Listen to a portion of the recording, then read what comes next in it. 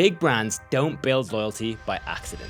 They quietly spend more money keeping customers than chasing new ones. And most people never notice how. Almost every brand today says that loyalty is a priority.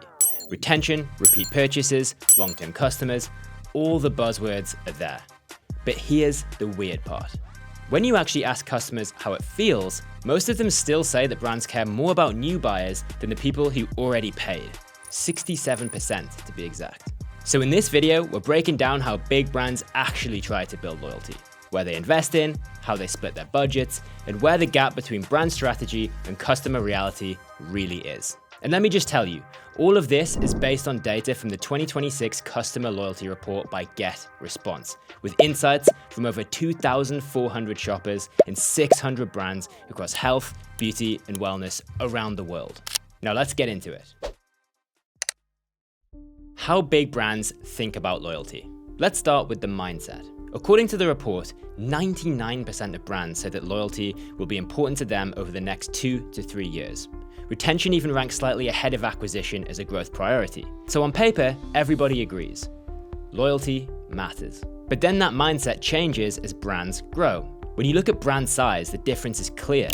Brands under $5 million of revenue are still heavily focused on acquisition. Mid-sized brands are split, and brands over 50 million revenue treat retention as their main growth engine.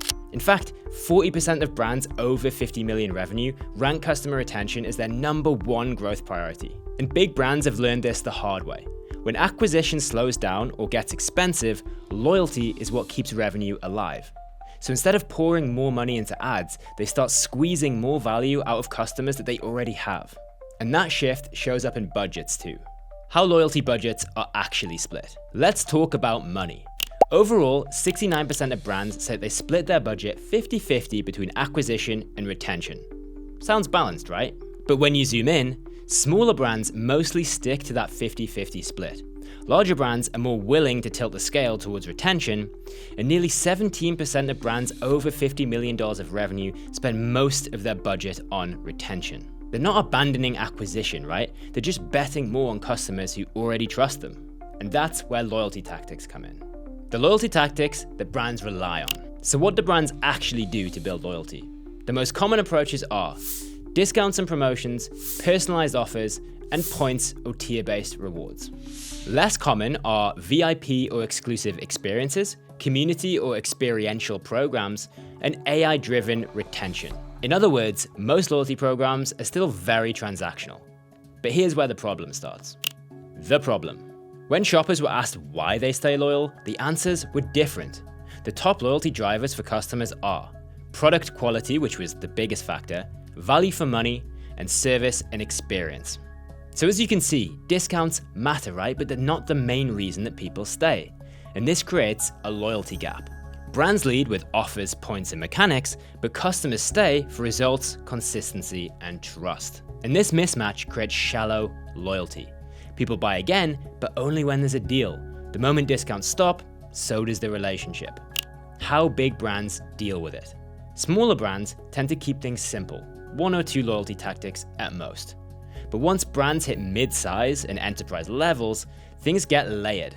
Around 70% of brands who are over $50 million of revenue combine 3 different loyalty approaches at the same time, like discounts, points, and personalized offers all running together. On the surface, that sounds pretty powerful, but complexity comes with a cost. The more layers that you add, the easier it is for customers to feel confused, slow, or frustrated. And the report shows exactly where things begin to break. The biggest loyalty frustrations aren't emotional, they're practical. Customers say rewards take too long to earn or redeem. Points expire too quickly, offers feel generic, and inboxes get flooded with promotions. These frustrations get worse the more often somebody buys. Nearly 44% of monthly buyers say rewards take too long. About a third say points expire too fast. So the most loyal customers are also the most annoyed. And now here's where big brands start acting differently than the small ones. They invest in people and automation. Over 86% of brands say they have a dedicated lifecycle or loyalty owner. But among small brands, under $5 million of revenue, almost 1 in 3 still manage retention as a side project. Automation follows the same curve. Only a third of small brands run automation retention campaigns regularly. Among large brands, that number jumps to over 57%. Big brands don't rely on one-off campaigns. They build systems. So we're talking about welcome flows, post-purchase journeys, replenishment reminders, VIP recognition, and win-back automations. And email sits at the center of all of it. And this part is critical. Customers say that email is their number one preferred channel for loyalty communication. It beats social media, mobile apps, and SMS. But brands still rank social media as the most effective loyalty channel. That mismatch matters. Big brands use social media to create noise and awareness, but when it comes to loyalty, they quietly move conversations to email. That's where points, rewards, progress, and recognition live. Email feels personal, it feels direct, and most importantly, it's where customers actually pay attention. The real difference between small and big brands. And folks, here is the real insight from the report. Big brands don't win loyalty by adding more tactics. They win by making loyalty obvious and frictionless. They focus on three things. First, speed to value. Big brands work hard to shorten the time to the first reward. Instead of asking customers to wait months, they create early wins, progress bars, status updates, small perks that arrive fast. Second, recognition over rewards. The data shows that over 90% of customers value being treated as a loyal customer, not just a one-time buyer. That means that simple things matter.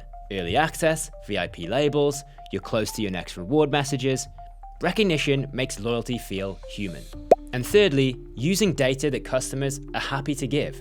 Around 91% of shoppers say that they're willing to share preferences like skin type or health goals if it leads to better rewards or offers. And yet, nearly 30% of brands still say lack of data is a major challenge. Big brands close that gap by asking less and using it faster. Short quizzes, preference centers, and immediate follow-up that shows, we heard you. When somebody shares a preference and nothing changes, trust drops, right? But when the next email actually reflects it, loyalty spikes. You see where I'm going with this? And again, email is where this works best. So when you look at how big brands try and build loyalty, it's not magic, right? It's just focus. They shift budget towards existing customers. They invest in dedicated teams and automation. They anchor loyalty in email. They prioritize recognition and speed over complexity. And they design programs that fit real buying behavior, not just marketing theory. It's as simple as that. If you want to see the full data and steal these loyalty strategies for your own brand, then grab the 2026 Customer Loyalty Report now. But before you go, let me ask you a question. If you run or work at a brand, are you putting more effort into acquisition or retention right now? Let me know in the comments. I'd love to hear from you. But for now, thanks for watching and happy marketing.